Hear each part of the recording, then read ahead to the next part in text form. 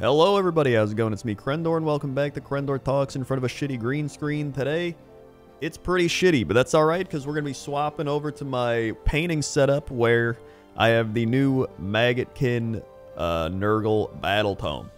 And I'm just going to be going over some of it, and giving my opinions on it, because I have played a few games with the Battletome. I'm somebody who's never even touched the previous book. I think I played against someone using the old book once. And that was like 2 years ago. So, thank you to Games Workshop for sending me this Battletome early. And let's just go ahead and start taking a look. I gotta swap all the stuff over here. Alright, there we go. And then I just gotta change the microphone to my other one. That's over there, which would be right here. Okay. Now I gotta walk over there. Hold on. Everything's fine. Everything's fine. Alright, so this is the new Battletome. You know, pretty nice looking, nice and shiny. Killing Stormcast on the front, or, you know, humans or whoever it might be. So I mean, you go into this book, and it's got some cool art in here, a bunch of stuff. You know, you can check that out if you want, a whole bunch of stuff in here. You know, I'm not going to go over all this because there's a lot of it. And I mainly want to talk about the rules. So, let's go to, here we are. Army of the Plague Gods. We got all the stuff. And then there's allegiance abilities. So, the new allegiance abilities, if you take a look here, we have, you can pick one of the following subfactions for your army. All Maggotkin of Nurgle units in your army gain the keyword of the subfaction. So that pretty much is just, if you go down a few pages, there's a bunch of sub-factions you can pick from. Honestly, they're all pretty underwhelming. The only one that's pretty solid is probably the Drowned Men, which allows the Lord of Afflictions and Pusgoyle Blight Lords to move up to 8 inches before the first battle round begins. So it's, you know, an army without any movement, really. It's pretty solid. So that's the main things with the sub-factions. Then you've got Diseased. Diseased makes it... Hold on, can I increase this light? Hold on. Light. There you go, that's a little better. So Diseased is the new mechanic where at the end of the movement phase and at the combat phase... and that's pretty big because it's at the end of the movement and the combat, and that also means that it's your opponent's turn, not just your own. You give your opponent a disease point that is within 3 inches of any friendly Maggotkin of Nurgle units. You have a max of 7 disease points at any one time. It cannot give any more until the number of disease points it has been reduced to less than 7. And at the start of the Battle Shock phase, for each disease point that an enemy unit has, you must take 1 dice roll, called a disease roll. For each 4-up, that enemy unit suffers a mortal wound. At the end of the Battle Shock phase, reduce the number of disease points back down to 1. So once you get a disease point onto someone, they have to, like, actually remove it to get rid of it. So once you're diseased, you're diseased. And then you slowly build back up from 1. From just, you know, being next to them, essentially. And then there's also diseased weapons.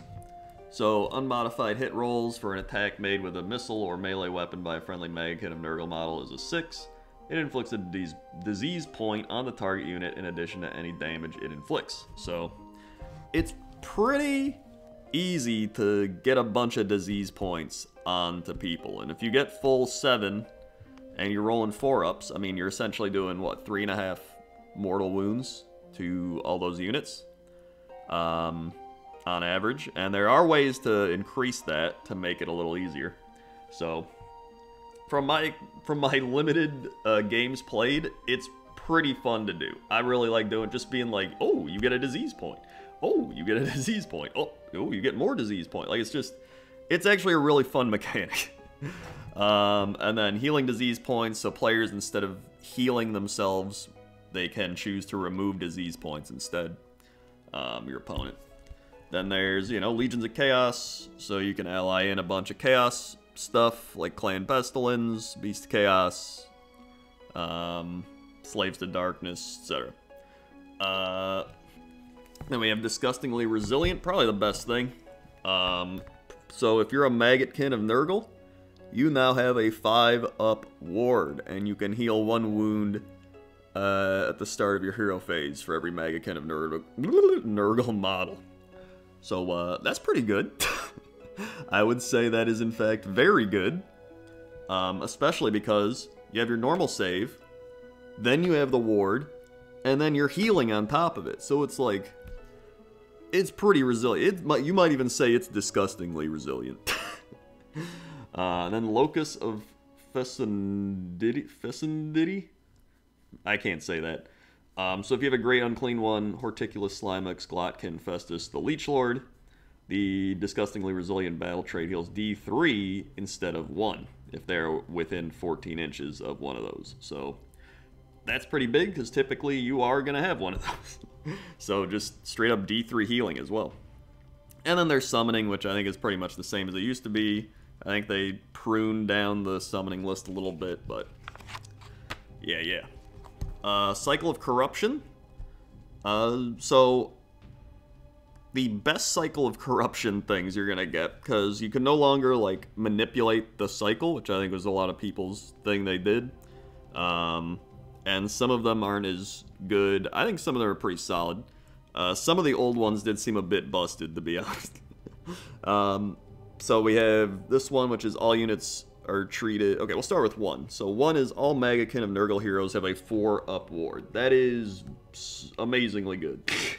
Straight up, if you're a hero in Nurgle, you get a 4-up ward. Like, mamma mia. Like, people actively take the amulet to give people a 5-up ward, and now all your heroes have a 4-up ward with this. Like, whew. This one pretty much makes D3 healing for your whole army. But, you know, most of the time you're going to be in D3 healing range anyway, but I guess it's still nice. At the start of your hero phase, roll number of dice equal to the number of the current battle round. For each 4-up, you get a command point. It's alright. This one's the best one, probably. Heroes that do not have the Nurgle keyword cannot carry out heroic actions or issue the Rally or Inspiring Presence commands. Wow. So not only do a bunch of units in Nurgle have, like, you know, anti-battle shock. Like, if you roll a 1 on your battle shock roll, you gotta re-roll it, right? But now, you can't even use a command point to pass up the battle shock phase if you're on the Plague of Misery. They can't use heroic actions, so that's removing things like extra command points. And they cannot use Rally as well. So, I mean, this one's pretty wild. Then we have... Subtract 1 from charge rolls for enemy units that do not have Nurgle keyword.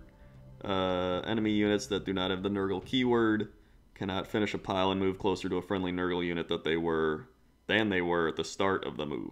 This one's underrated, to be honest.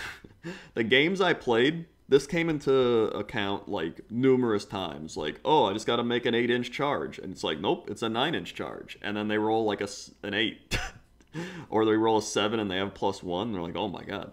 Like, it's actually pretty solid. And then not being able to pile in closer is also pretty solid. So this one's, I think, a little underrated. And then finally, add 1 to disease rolls that you make, which, you know, you're already on a 4-up. So, I mean, your disease rolls go into a 3-up to do mortal wounds. And you're probably diseasing most things on the board. Like, it's pretty solid. And the way you, and then at the start of your hero phase, receive a summoning point for each Gnarl Maw on the battlefield. And the way you pick is you take a dice and you roll it, and whatever it lands on is the thing you'll start on, and then you go clockwise. And that's it. Pretty simplistic, and I think a lot more simplified, but I'm a fan. You know, I think it's pretty fun. Then we got command traits. So I'm not going to go over all these command traits. That's if you want to check it out. I'm going to go over my favorite ones.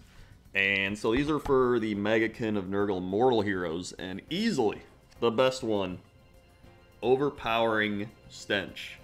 Enemy units within 7 of this general cannot issue commands, and enemy units wholly within 7 cannot receive commands.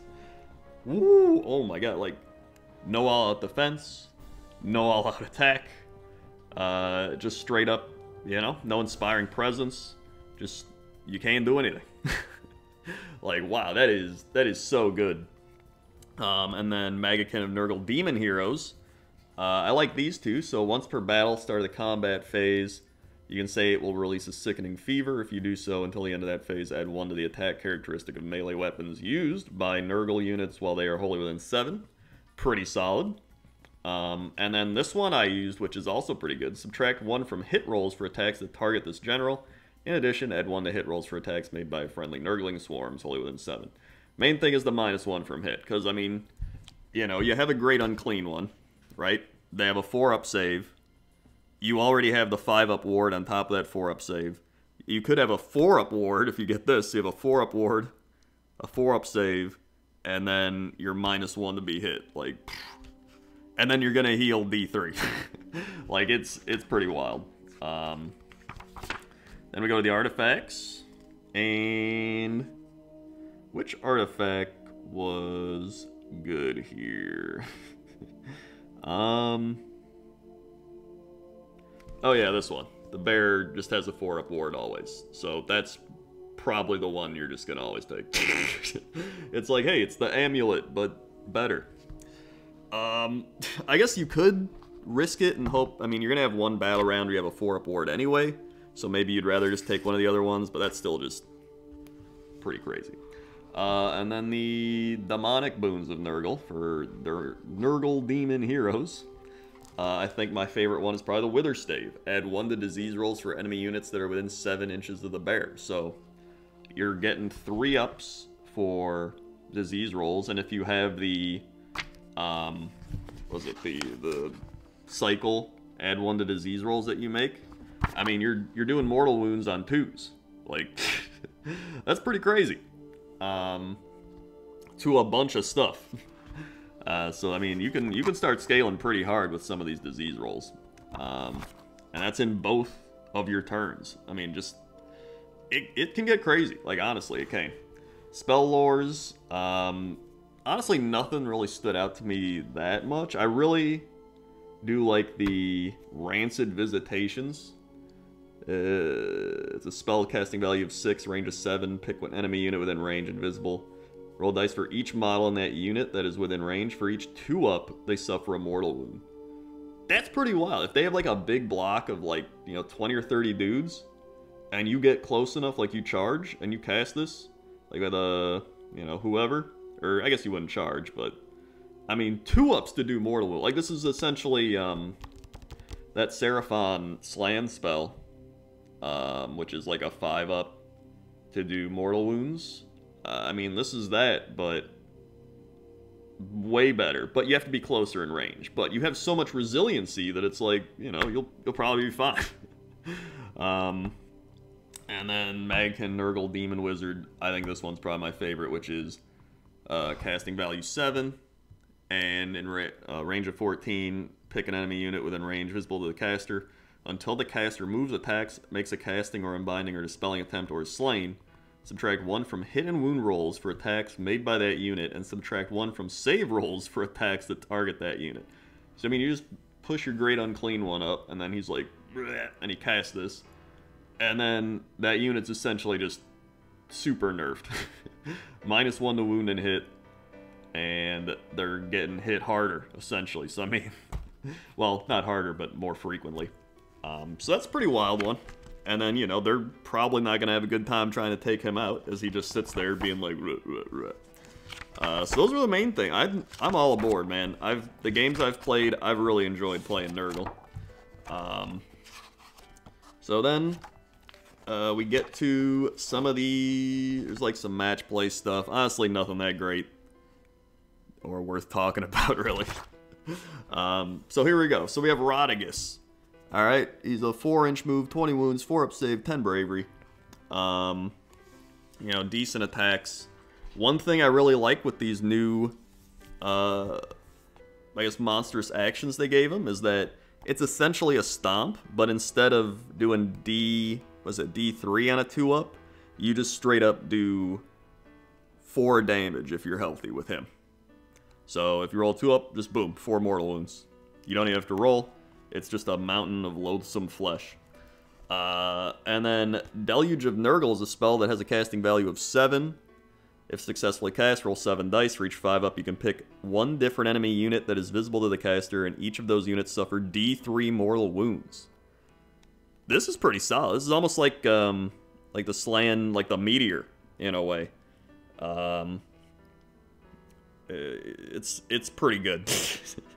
I don't know if I'm going to run Eroticus, though, just because... I might try it, but we'll see. Then Great Unclean One. So he's got 4-inch move, 18 wounds, 4 up save, 10 bravery. You can give him the Bile Sword, the Bell, the Bile Blade.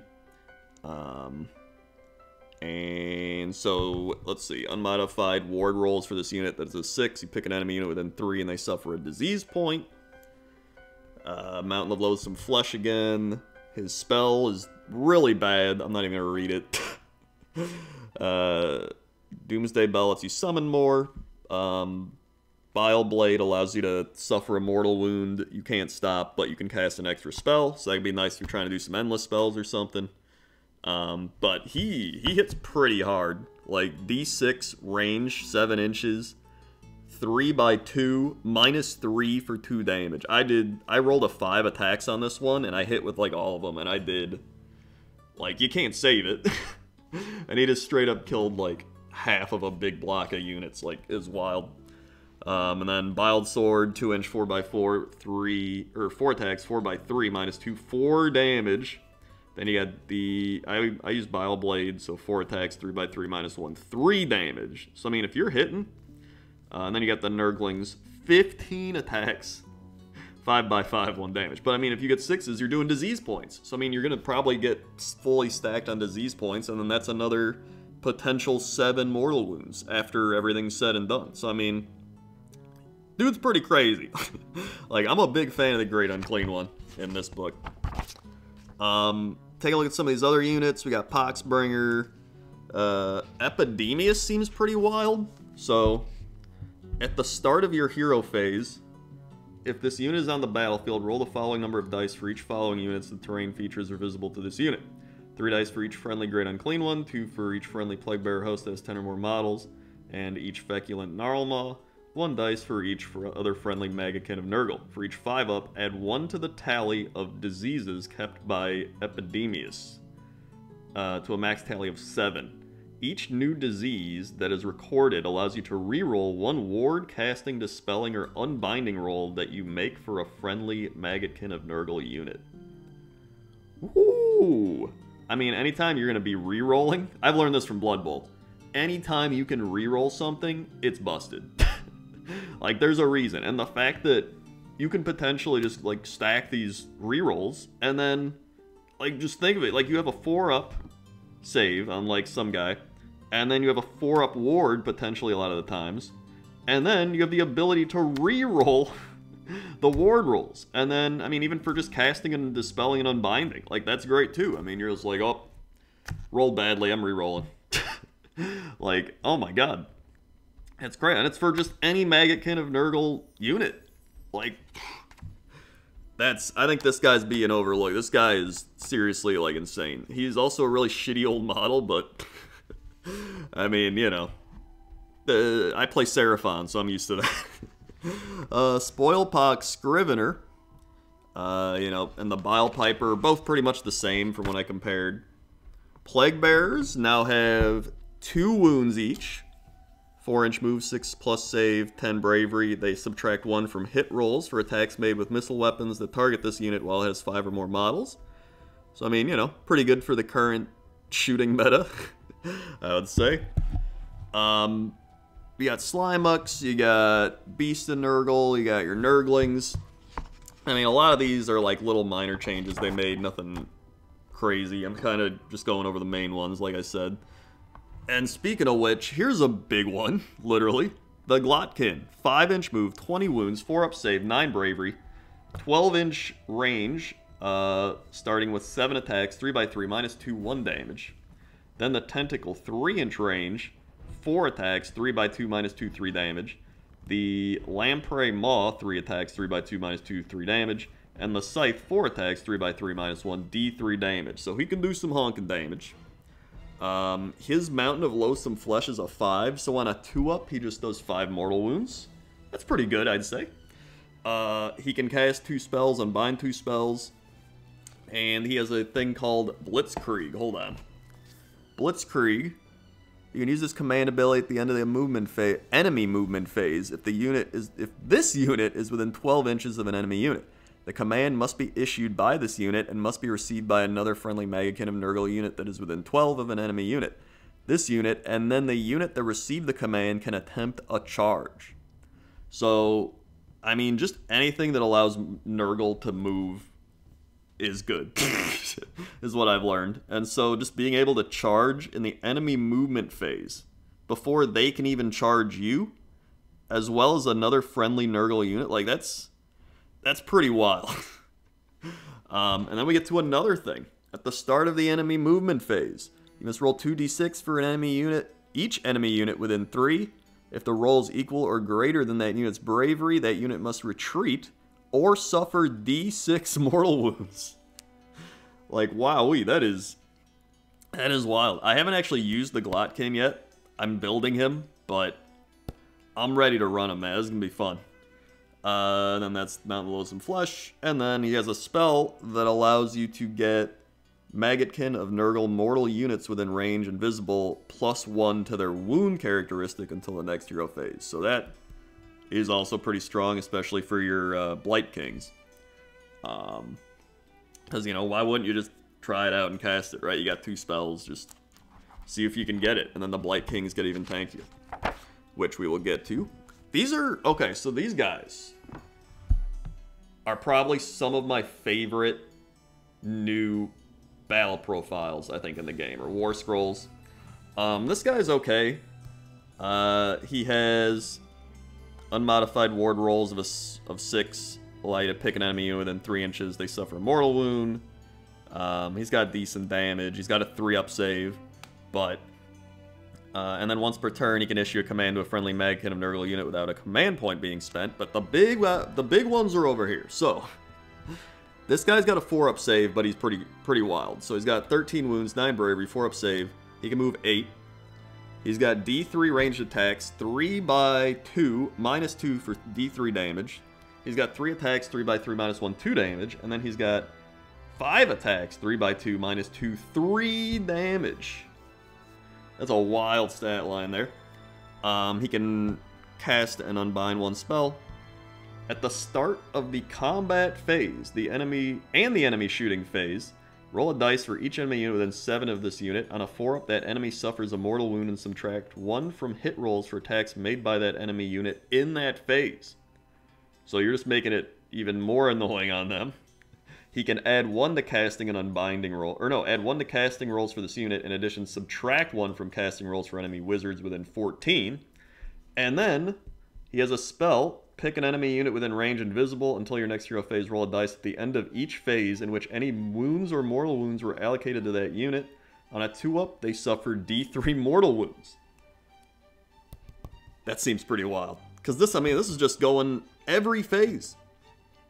I mean, this includes the Battle Shock phase then, right? So you got combat, shooting, and Battle Shock, and even the charge phase if you get some, charge synergy or something. Actually, I don't know if there's any charge things. It doesn't matter. It's still 3 phases where you're potentially doing D3 mortal wounds most of the time.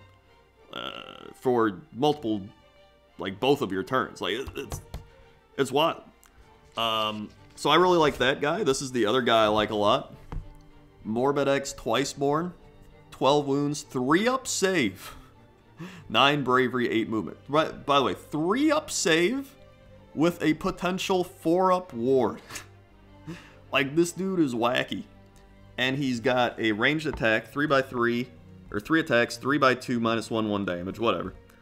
Then he's got the same damage profile where it's 5 attacks, 3x3, -1, 2 damage, and Monstrous Claws, 5 attacks, 3x2, -2, 3 damage. So, I mean, he can deal damage pretty easily. At the end of the Battle Shock phase, heal half of the wounds that have been allocated to this unit, rounding up. So not only does he probably save all your attacks with his save roll and ward roll, but then he just heals. Like, this dude is wild. He's just, like, he's unkillable. Unless you allocate, like, all of your resources to killing him. Like, he's actually kind of insane. So this guy, I'm gonna probably run him in, like, almost every army. Like, actually crazy. You got your Lord of Afflictions. He's pretty solid. 8 movement, 8 wounds, 3 save, 9 bravery, and then, you know, you get the free movement at the start, so I mean, you can essentially move 16 inches on your first turn. That's pretty good. And then 4 attacks, 3x3 minus 1 d3 damage. 6 attacks, 3x3, 1 damage. And then, oh, he can do the charge move damage, so that's another phase in which you get some, you know, mortal wounds if you have that spell on people. Add, after this unit finishes the charge, roll dice for each enemy unit within 1. Add 2 to the roll if this unit is armed with Dolorous Toxin. On a 4-up, that enemy unit suffers a d3 mortal wounds. You know, you can read the other stuff as well if you want right there. Gut Rot Spoom. This guy's pretty cool. 8 wounds, 4 move, 4 save, 9 bravery. His main thing is, during the deployment, instead of setting up this unit on the battlefield, you place it to the side on pretty much a ghost slime ship, and you can bring on some friends and then deep strike people. So, I mean, pretty neat. Lord of Blights. He now, like, shoots through Blight Kings or something. Honestly, when I use him, he's not that great. I'm not a big fan of Lord of the Blights. I'll get to the other guy, though, who's pretty solid. Here's Fetus the Leech Lord. He's pretty good, so you can either, on a 2-up, heal D3 to units within 1, or on a 2-up, give D3 mortal wounds to units within 1, so pretty solid. Plus, he has a spell, subtract 1 from save rolls for attacks that target that unit for the rest of the battle. By the way, rest of the battle! Like, oh my god, that's actually pretty wild. Just straight up, like, oh yeah, -1 save rolls for the game. Okay. Harbinger of Decay. Now, at the start of the combat phase, pick an enemy within 3. Roll dice on a 3-up. They cannot issue or receive commands in that phase. That's pretty good.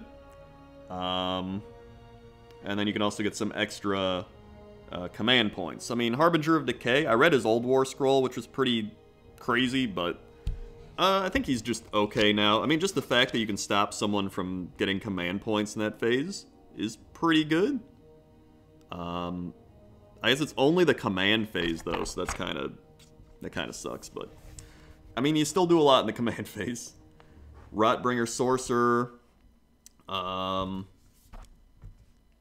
His thing's pretty neat, because if you summon endless spells, they can give out disease points if they're near people, because they count as a unit, a Maggotkin of Nurgle unit, so that's kind of cool. Especially for spells that keep moving every so often, so things like Geminids, I think, be really good with him. Lord of Plagues, this guy's the better version. He has a worse save, but he received 1 contagion point for each enemy unit destroyed by an attack, blah, blah, blah. At the start of the combat phase, you can add 1 to the attack characteristic of Putrid Blight Kings until the end of that phase, so that's very good. And then he can also fight with the Putrid Blight Kings, like, back-to-back, pretty much. These guys are okay. And then Putrid Blight Kings. They are now a 4 move, 4 wounds, 4 save, 8 bravery, 5 attacks, 3x3 -1, 1 damage. And at the end of the combat phase, pick an enemy unit with a wounds characteristic of 3 or less that is within 3. Roll a dice for each model in this unit that is within 3 of that unit. For each roll that exceeds that enemy's wound characteristic, that enemy suffers a mortal wound.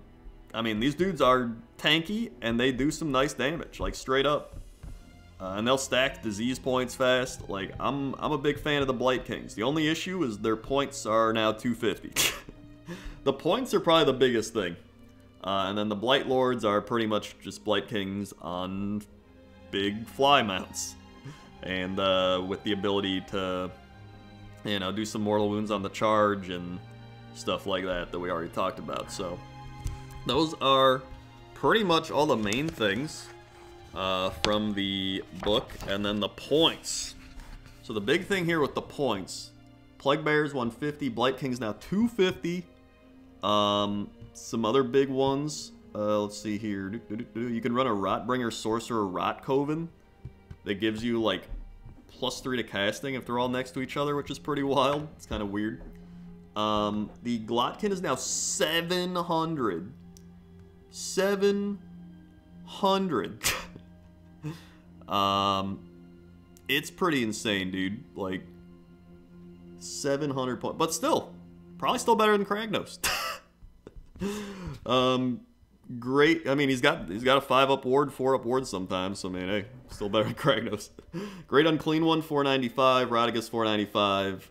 Morbid X is 320, which for a dude that like does a bunch of damage and barely dies, like I'm always gonna be running Morbid X. Like he's actually insane.